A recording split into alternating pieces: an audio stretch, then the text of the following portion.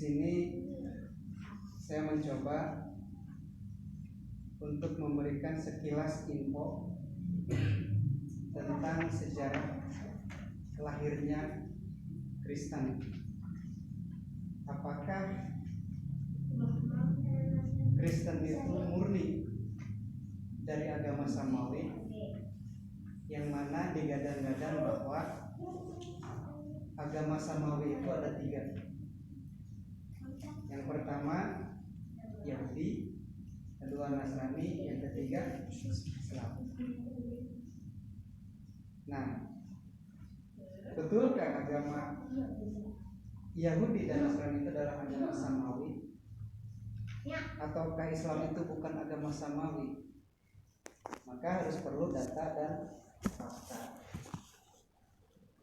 Namun di sini saya pengecualian, kenapa tidak mengupas tentang apakah agama Islam itu agama Samawi atau tidak.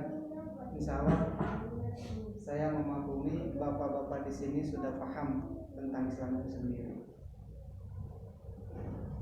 Maka dari sini saya ingin mencoba sejarah dari Islam itu sendiri. Namun sebelum kita mengupas tentang apa itu Nasrani atau Kristen, di dalam bahasa mereka disebut Kristos atau Kristus, atau yang dengan diartikan yang diurapi, yang diminyaki. Maka setiap orang yang masuk ke dalam Kristen itu pasti diurapi dan diminyaki. Apakah di Islam sama? Sama ente? Sama.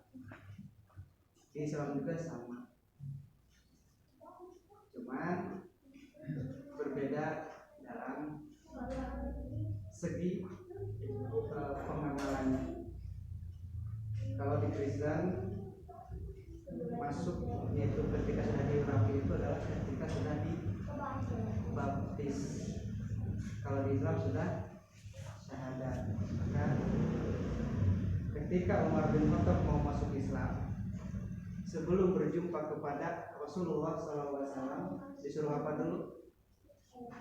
Mandi dulu. Engkau tidak halal, engkau tidak dibenarkan bertemu atau masuk ke dalam agama Islam itu dengan keadaan kotor. Maka basuhlah dulu badanmu. Maka Umar bin Khattab mandi dulu sebelum bertemu dengan Rasulullah.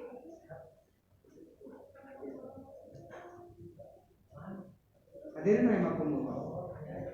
Sebelum kita membahas tentang apa itu Kristen atau Nasrani, atau di dalam bahasa mereka Nazaret, berawal dari sebuah kota Nazaret di Palestina, maka seyogianya dulu kita akan membahas tentang agama Yahudi, karena nanti ada asimilasi atau campur tangan atau perbauran baik sosial, baik agama, baik itu budaya antara Yahudi dengan Nasrani.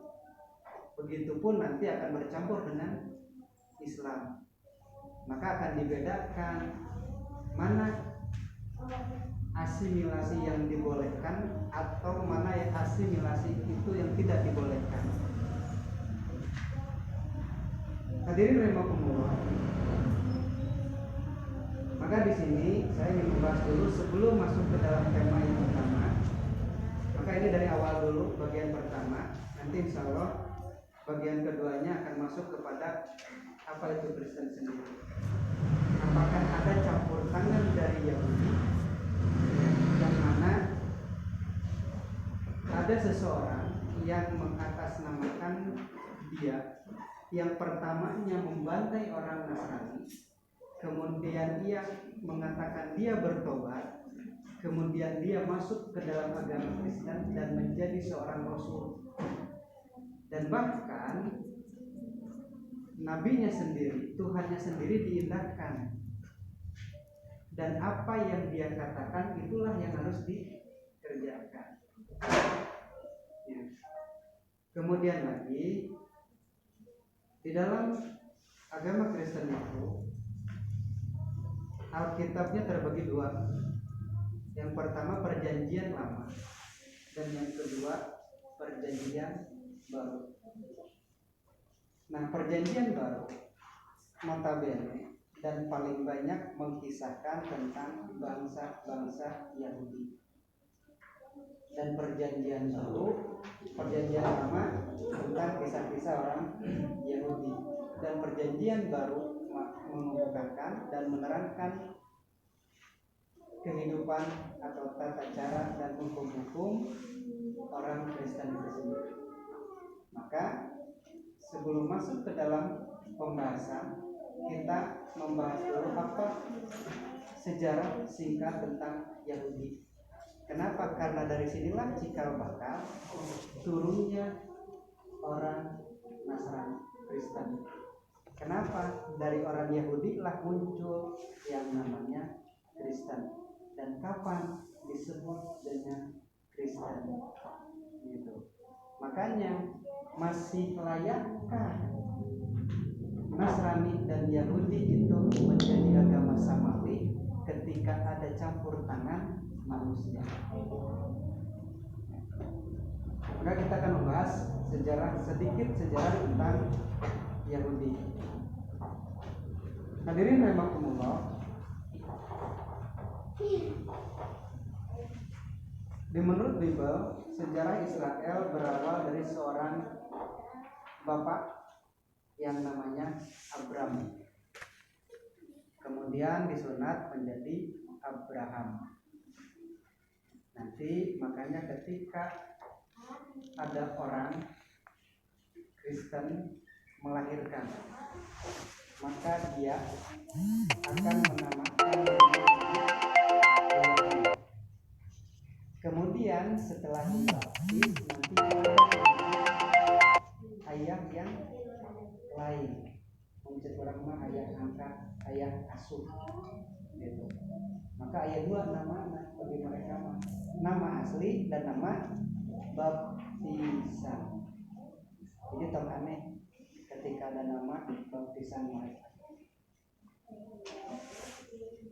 Siapa? Yang kita kenal dengan Ibrahim alaihi salam. Nah, dari sinilah asal mula, dari sinilah permulaan terbentuknya ketiga agama yang besar ini. Namun Yahudi berbeda dengan Nasrani dan Islam. Di dalam dunia ini ada dua agama yang saling bersikut dan bersitegang walaupun adem ayem. Mencek bahasa orang mah hanya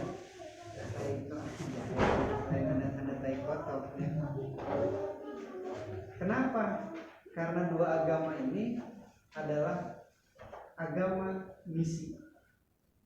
Makanya ada yang disebut dengan misionarisme. Dua agama. Kecuali Yahudi, mereka tidak menyebarkan agamanya. Kenapa? Karena bagi orang Yahudi, orang di luar Yahudi adalah haram. Maka tidak dianggap. Mereka itu mengklaster-klasterkan ketika ada di luar Yahudi yang bercampur dengan orang Yahudi, maka dipisahkan, haram itu di luar agama Yahudi.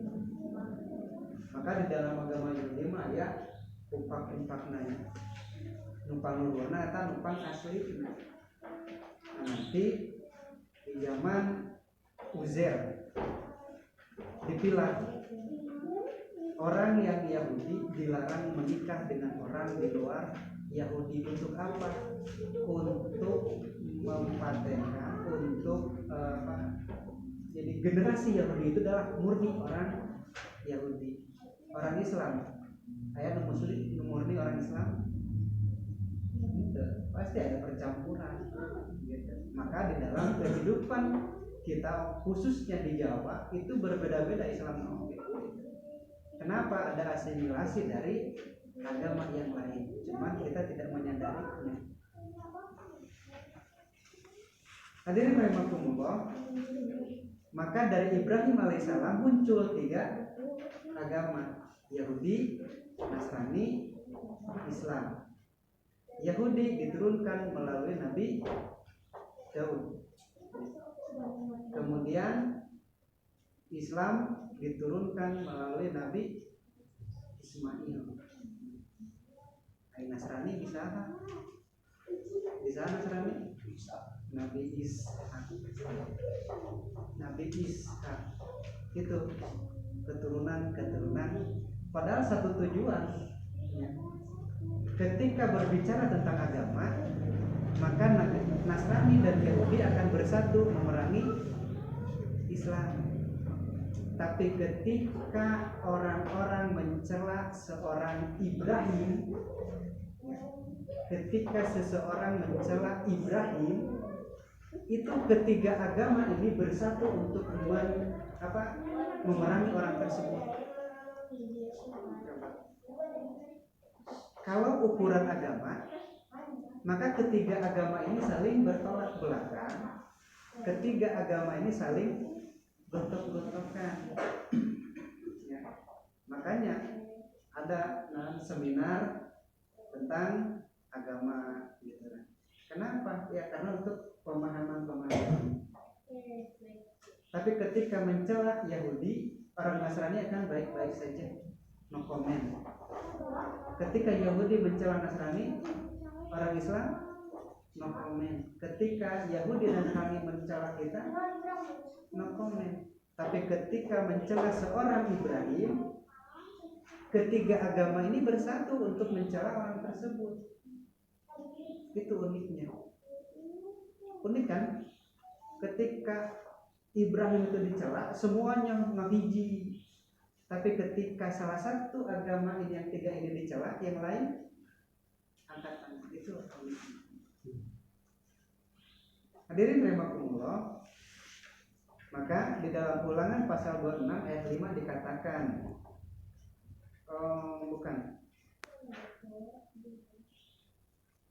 Ulangan 26. Kemudian engkau harus menyatakan di hadapan Tuhan Allahmu demikian. Bapakku dahulu seorang Aram, tapi mereka tidak mengakui Aramik nanti. Saya Yahudi tulen. Padahal mereka tuh sama-sama keturunan orang Aram. Maka bahasa asli Taurat dan Injil itu adalah bahasa Aramik. Ya begitu. Apa nih hukumnya bahasa Aramik? Nah, bapakku seorang Aram. Dia seorang pengembara. Dia mah kadukan dia tanpa ada, jadi kita menetap. Nah disebut apa? Nosok kadukan dia teh. Sanes musafir. Pengembara. Jualan. Ya. Jadi tidak menetap di satu tempat. Makanya nanti ketika suatu daerah sudah ditempati, maka setiap daerah itu ketika Nabi Ibrahim atau Nabi yang lain sampai Nabi Musa sampai Nabi Isa, ketika dia menetap di suatu tempat, maka akan didirikan suatu bangunan yang berbentuk kubus. Dan setiap menetap di situ mereka akan tawaf mengelilingi sebanyak 7 kali. Nah maka nanti suatu saat pas nanti diutus sampai ke Makkah, nah di situ menetap dan sampai sekarang kita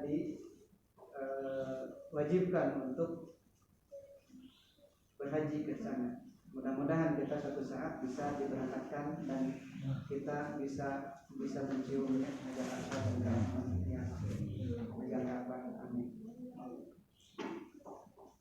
Nah, jadi Ibrahim itu adalah seseorang yang tidak menetap tempatnya.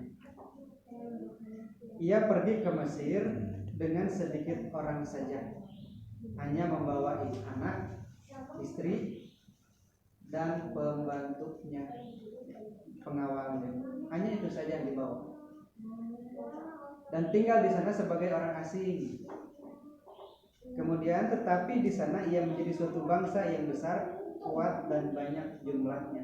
Karena ini sudah dijanjikan di dalam kitabnya juga bahwa engkau akan dijadikan satu bangsa yang tidak terhitung keturunannya.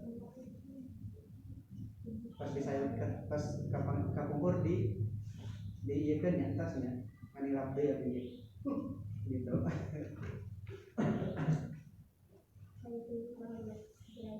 Nah, kemudian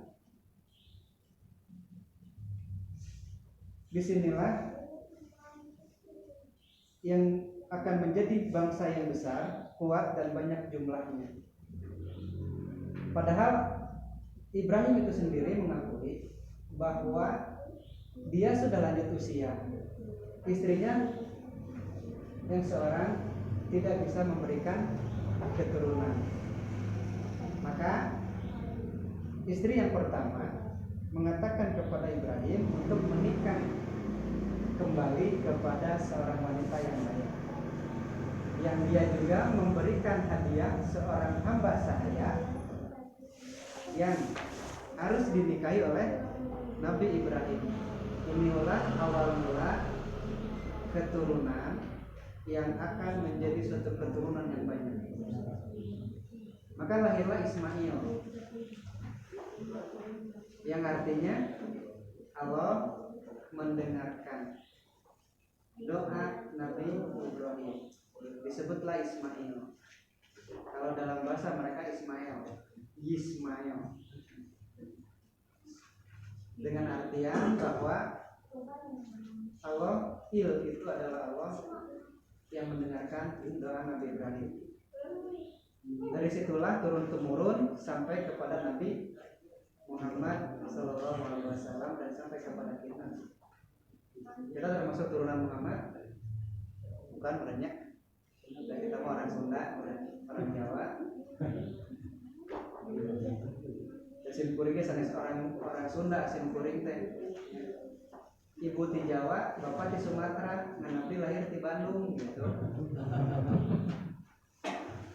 Ibu Jawa, bapak Sumatera, percaya darah Sunda mesin kuring. Tapi bahasa Jawa nya lebam we, kalau bahasa Sumatera mah.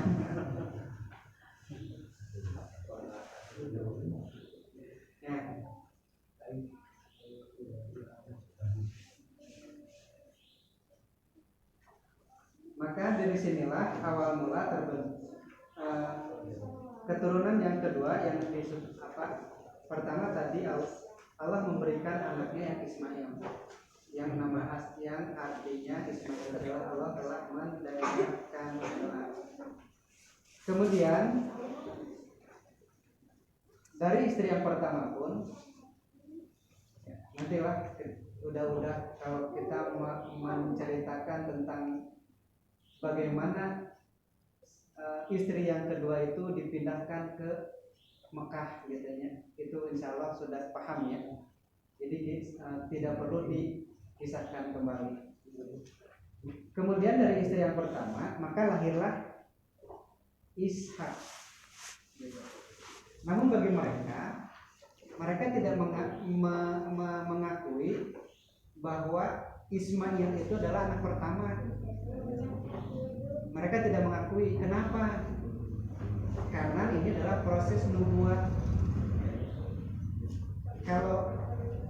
Kalaulah Ismail yang pertama diakui oleh mereka, maka nanti akan berbeda sejarahnya.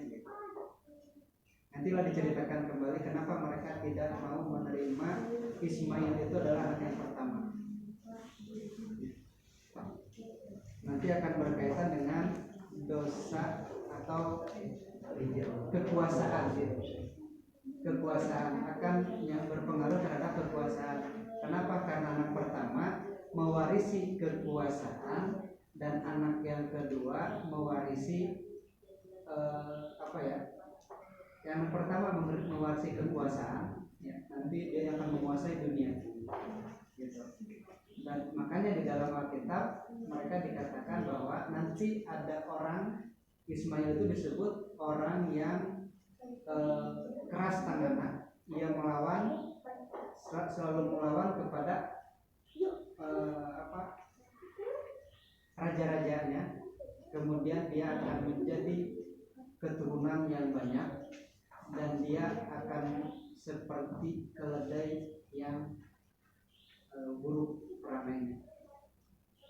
Kenapa? Nanti akan berkaitan dengan kekuasaan. Nah, kemudian keturunan yang kedua yang disebut Ishak. Arti Ishak itu apa? Ishak. Arti Ishak itu sendiri disebut terbahak-bahak. Ishak itu adalah terbahak-bahak. Kenapa disebut terbahak-bahak? Ketika Allah mengutus malaikat untuk menghancurkan kaum Nabi Lut, maka malaikat itu tidak langsung kepada kepada umat Nabi Lut, tapi mampir dulu ke Nabi Ibrahim. Kemudian Nabi Ibrahim membukakan pintu dan mempersilahkan masuk dan menjamu orang tersebut. Nabi Ibrahim tidak mengetahui orang tersebut adalah malaikat. Tapi ketika mengetahui itu adalah malaikat, ketika Nabi Ibrahim memberikan makanan yang terbaik, tidak dimakan, baru Nabi Ibrahim mengetahui itu adalah bukan manusia biasa, itu adalah malaikat. Nah, makanya malaikat itu mengatakan, sesungguhnya kami ini diutus untuk menghancurkan kaum Nabi Lut. Maka Nabi Ibrahim mengatakan di situ adalah ada saudaraku Lut, gitu. Maka dia akan adalah seorang yang akan diselamatkan kecuali istrinya, gitu. Nah, sebelum diberangkatkan, maka malaikat itu sendiri mengatakan kepada Ibrahim, sesungguhnya engkau akan dikaruniai seorang anak. Istrinya, istri Nabi Ibrahim itu mendengar percakapan tersebut, dia tertawa. Kenapa? Karena usia istri Nabi Ibrahim itu pada waktu itu hampir menginjak 1 abad, 100 tahun. Mungkin perkiraan manusia itu tidak mungkin. Lamun mungkin orang seri atau ceri. Ya, kan orangnya seri, atau waduh, kan seri orangnya. Waduh, maka terbahak-bahak. Maka disebutlah Ishak, ya, seorang yang terbahak-bahak, seseorang yang tertawa. Kenapa? Karena tidak yakin dia akan melahirkan seorang anak, kemudian dijadikan seorang rasul. Kemudian keturunan Nabi Ishak adalah Yakub, Yusuf, sampai ke Nabi Isa. Nah, di situ ada nama seorang nabi yang diakui oleh seorang Yahudi, agama Yahudi, yaitu Daud alaihi salam. Nah, Nabi Daud itu adalah raja dari Yahudi, dan setelah Nabi Daud adalah nabi terkaya Sulaiman, gitu. Makanya mereka mengagungkan Nabi Daud dan mengagungkan Nabi Sulaiman sampai menciptakan kidung agung. Kidung Agung itu menceritakan kedua raja ini. Nah, di dalam Kejadian pasal 32 sampai 28 dikatakan, lalu kata orang itu, namamu tidak akan disebut lagi Yakub, tetapi Israel. Nah, sebab engkau telah bergemul melawan Allah dan manusia, dan engkau menang. Bukan Nabi Yakub, Nabi Daud. Kejadian pasal 3. Sebentar, dicatat ke.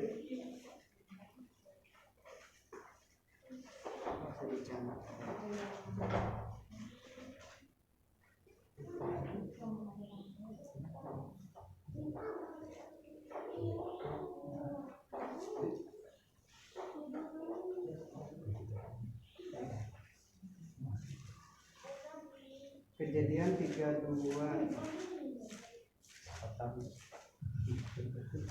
ini lepas ayat 28.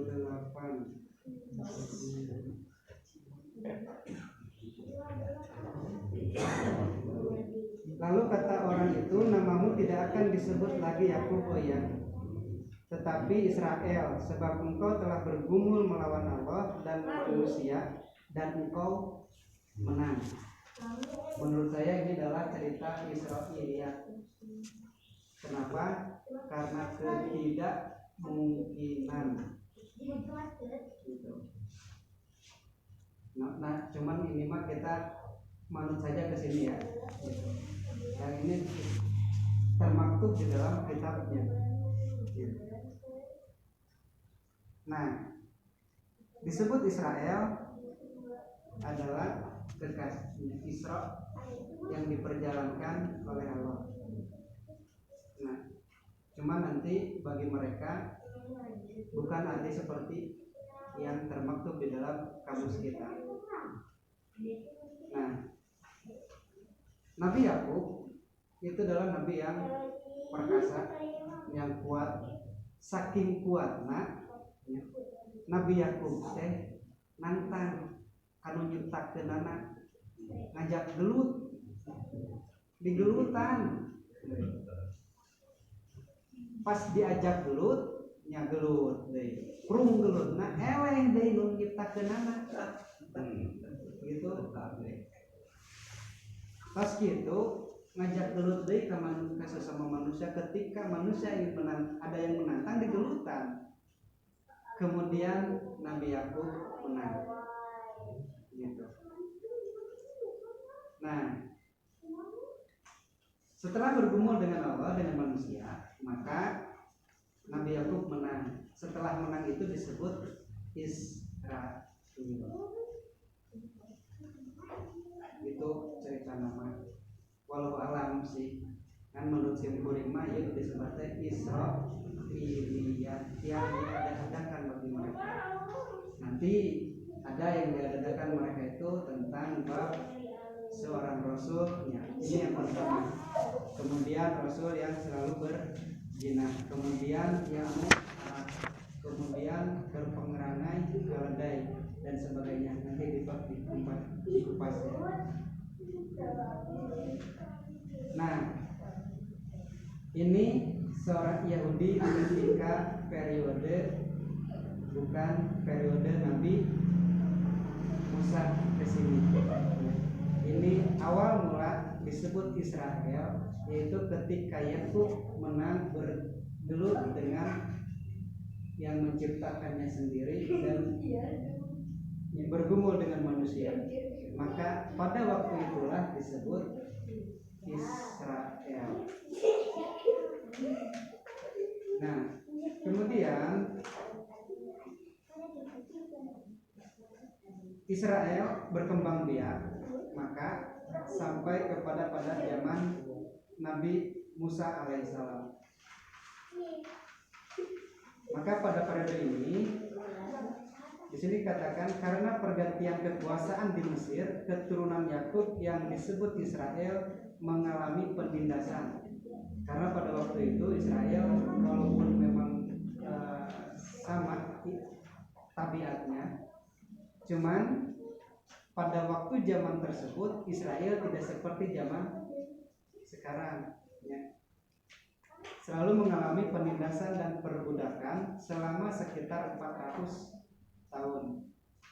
Masa cucu Lewi yang sejak lahir diasuh oleh Firaun membebaskan Israel dari penindasan dan memimpin eksodus dari Mesir ke Palestina.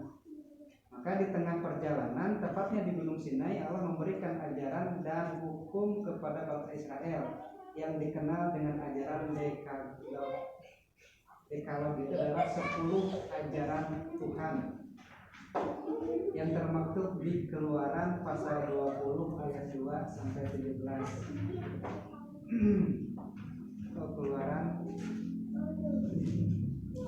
Keluaran pasal 20 ayat 2. Karena terlalu panjang gitunya, maka dibacakan.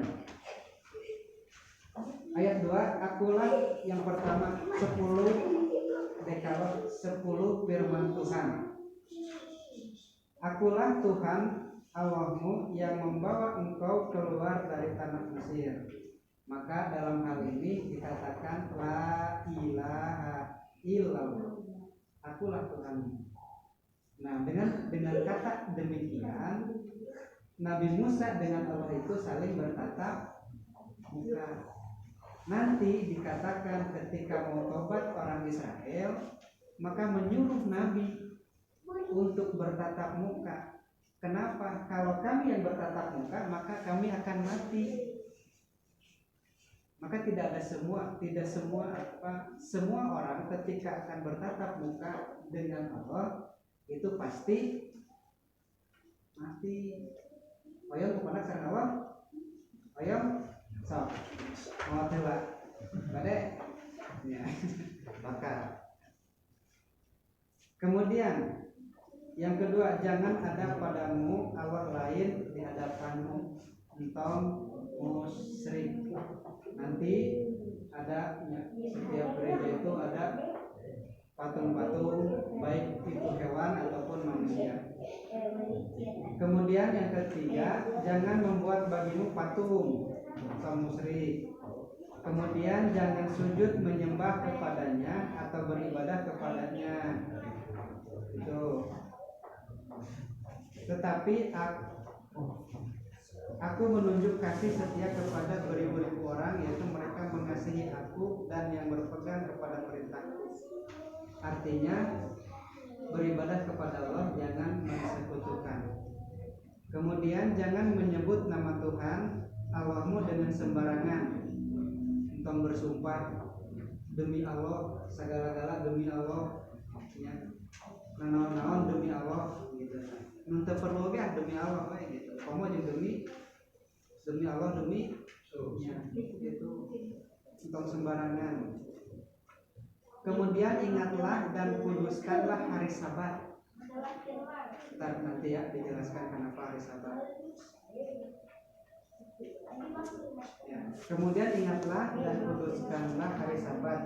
Kemudian 6 hari lamanya engkau akan bekerja dan melakukan segala pekerjaanmu. Jadi kudu mencari harta yang halal. Tetapi hari ke-7 adalah hari Sabat Tuhan, artosna istirahat. Allah itu menciptakan langit dan bumi serta isinya 6 hari, dan yang ke-7 adalah hari Sabat, di mana hari Sabat Allah itu capek untuk istirahat. Maka pada waktu itu orang Yahudi menguduskan, mensucikan hari Sabat. Di dalam Al-Quran dikatakan janganlah entong mancing, ya, entong bekerja, entong usaha dan sebagainya. Maka harus beribadah pada hari Sabtu. Maka kan orang Yahudi itu pinter katanya, nusak mancing. Da poe Sabtu teh poe anu memang si lauk teh narolo gitu kan. Nyaplukeun teh pideut-pideut gitu. Tah, com diri maksudna ku pinterna maka mereka itu pada hari Jumat malam mereka memasukkan kail. Nah, diangkat pada hari Minggu. Kenapa? Karena hari Sabtu adalah hari kudus, hari yang suci. Makanya diangkat pada hari Minggu. Itu nakal orang Yahudi. Kemudian lagi, sebab 6 hari lamanya Tuhan menjadikan langit dan bumi, laut dan segala isinya, dan ia berhenti pada hari ketujuh. Itulah sebabnya Tuhan memberkati hari Sabat. Makanya orang Yahudi mah sampai sekarang dia mengagungkan hari Sabat. Orang Nasrani pada hari Minggu, dan orang Islam tadi nama sami hari Sabtu. Kulantaran tos berbeda dari maka jadikanlah hari Jumat menjadi hari kudus bagi orang Islam. Kemudian hormatilah ayahmu dan ibumu supaya lanjut umurmu di tanah yang diberikan Tuhan Allahmu kepadamu. Kemudian jangan membunuh, jangan berzina, jangan mencuri, jangan mengucapkan saksi dusta tentang sesamamu. Kemudian yang 17, jangan mengilini rumah sesamamu, jangan mengilini istrinya, entong bumina, entong istrina, atau hamba laki-laki, atau hamba perempuan, atau lembutnya, atau keledainya, atau apapun yang dipunyai sesamamu. Kan kadang-kadang orang banyak sami gitu. Makanya 10 perintah Tuhan ini harus dilaksanakan. Entong musyrik, entong berzina, entong membunuh, entong mencuri, entong menyakiti, entong bersaksi dusta. Itu 10 ajaran Tuhan. Kemudian dilanjut, Israel menyerbu Kanaan, karena nanti akan berlanjut kepada seorang Paulus yang akan mengkristenkan orang Yahudi dengan dia mengatakan, sebab karena dustaku agamamu yang mulia ini menjadi berkah dan berkembang, mengapa mesti aku yang dipersalahkan? Ini yang ucapan seorang Paulus yang mengkristenkan seorang Yahudi dan mengkristenkan orang-orang yang mayoritas pagan yang menyembah berhala. Kemudian apabila Tuhanmu, di dalam Ulangan pasal 7 ayat 1 dan 2, apabila Tuhanmu telah membawa engkau ke dalam negeri kemana engkau masuk untuk mendudukinya, dan ia telah menghalau banyak bangsa dan dari depanmu, yakni seorang orang Het, kemudian orang Girgasi, orang Amori, orang Kanaan itu Palestina, orang Feris, orang Hewi, orang Yebus, dan 7 bangsa yang lebih banyak dan lebih kuat daripada, dan Tuhan Allahmu menyerahkan mereka kepadamu sehingga engkau memukul mereka kalah. Maka haruslah kamu menumpas mereka sama sekali janganlah engkau mengadakan perjanjian dengan mereka, dan janganlah engkau mengasihani mereka. Artinya ketika orang Yahudi menetap suatu daerah, dia harus menguasai daerah tersebut. Itu kumaha we carana. Maka sampai detik ini orang Palestina itu tidak merasa mereka itu merdeka. Kenapa? Karena orang Yahudi menginginkan Palestina, bukan karena negaranya yang padahal Palestina itu gersang, panas, tandus dan sebagainya. Apa sih yang dicari dari negara Palestina tersebut? Itu yang harus kita gali. Kenapa bukan negaranya yang dia miliki? Karena historinya yang akan menjadikan kejayaan Yahudi itu sendiri. Itu jadi historinya bukan negaranya yang dikuasai, tapi historinya yang akan menjadikan kejayaan Yahudi di sini. Maka ada beberapa kejadian, dan kejadian ini menjadi satu tanda dari tanda sebagian tanda-tanda hari kiamat. Dan di Ulangan pasal 20 10 sampai 14, Ulangan kita kumargis ieu sibuk dinten ke cantum. Ulangan pasal 20 Ayat 10 dibacakan ya. Apabila engkau mendekati suatu kota untuk berperang melawannya, maka haruslah engkau menawarkan perdamaian kepada mereka. Ayat ini mengatakan tidak untuk berdamai, tapi ayat di Ulangan pasal 20 ayat 10 dikatakan harus ada perdamaian. Apabila kota itu menerima tawaran perdamaian itu dan dibukanya pintu gerbang bagimu, maka haruslah semua orang yang terdapat di situ melakukan pekerjaan rodi, kerja paksa, dan menjadi hamba padamu. Tetapi apabila kota itu tidak mau berdamai dengan engkau, melainkan mengadakan pertempuran melawan engkau, maka haruslah engkau mengepungnya, harus berperang dengan mereka. Lamun urang menyerah, urang kudu kerja rodi. Lamun urang teu menyerah, urang diperangi. Mending mana? Yang mending perang. Makanya setiap Yahudi yang menetap di suatu kota, pasti dia akan menguasai kota tersebut. Tidak terkecuali Indonesia, tidak terkecuali. Cuman kita tidak mengetahuinya. Nah, dari sini perpecahan dan kehancuran Israel. Ketika Daud wafat meninggalkan kerajaan yang bagi bangsa Israel dianggap imperium. Jadi pada waktu itu ya mereka itu menganggap pada kerajaan mereka itu adalah kerajaan adidaya, mengenai nama seorang power, super power. Tetapi ongkos super power di suatu tempat di tengah-tengah, di luhur, di handap, di sisi kiri, di sisi kanan, itu musuh-musuh mereka, ya, yang dituju negara tadi. Nah, makanya tetapi dikelilingi oleh banyak musuh, bangsa Yebus, Palestina bergabung dengan bangsa-bangsa lain memberontak untuk mendapatkan wilayah mereka yang terletak yang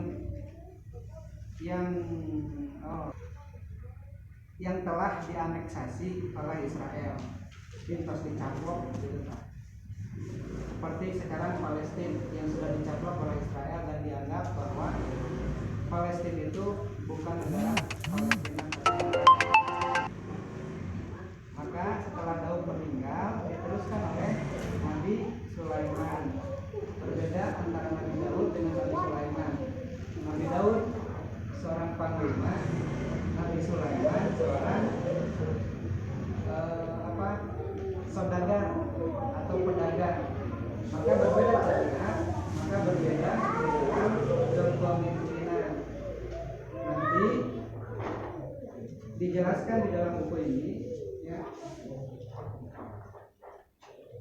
Saya membaca buku bagus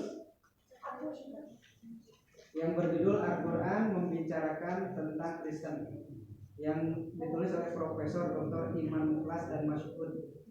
Ini adalah seorang kristolog ulung di Indonesia yang memang kita tidak mengetahuinya. Padahal Mas'ud ini adalah kristolog, Imam Muklas ini adalah kristologi dunia juga, cuman tidak seperti Ahmad Deda, seperti siapa lagi? Zakirni. Kenapa? Karena mereka mengacu lebih berfokus untuk menghalau, untuk menjawab pertanyaan-pertanyaan misionaris Kristen di Indonesia. Makanya saya membaca ini sangat enak gitu ya. Di sini jelaskan bahwa kehancuran Israel itu ketika perpisahan antara Nabi Daud ke Nabi Sulaiman. Kalau di Amerika ada yang disebut dengan politik Partai Demokrat dengan Partai Republik. Republik lebih condong kepada peperangan, Demokrat lebih condong kepada perang, tapi perang ekonomi. Maka sama, ketika Nabi Daud itu adalah seorang panglima, Nabi Sulaiman adalah seorang saudagar, lebih condong kepada berdagang, lebih condong kepada negosiasi. Namun ketika hal itu terjadi, maka si musuh itu memanfaatkan kelemahannya itu untuk memberontak. Maka ketujuh negara yang ada di sekeliling itu keluar dari Israel. Nanti akan menjadi bangsa-bangsa, suku-suku yang akan yang menjadikan ada yang menetap menjadi Yahudi dan keluar dari Yahudi, yaitu menjadi seorang Kristen. Siapa saja yang keluar dari Kristen Yahudi itu menjadi penganut Nasrani. Inilah cikal bakal dari terjadinya agama Kristen. Maka nanti apakah ada asimilasi dari Yahudi ke Kristen atau tidak ada? Kalau ada, kenapa? Kalau tidak ada, kenapa? Maka itulah sebagai prolog bagi kita. Mudah-mudahan dengan prolog ini mengacu pada kita untuk mencari lagi kenapa dan kapan Kristen itu dinamakan Kristen. Nanti dijawab di dalam Alkitab mereka sendiri. Atau kalau saya memberikan PR kepada hadirin di sini, carikan kenapa disebut Kristen dan kapan Kristen itu disebut Kristen. Ya. Silakan dicari, kalau ketemu insya Allah ada door prize. Kalau door prize mudah-mudahan saya oke nanti banyak door prize-nya. Mudah-mudahan yang bisa itu saja yang bisa saya sampaikan. Mudah-mudahan ada manfaatnya khususnya bagi diri saya sendiri, umumnya iman yang ada di masjid ini. Aku lupa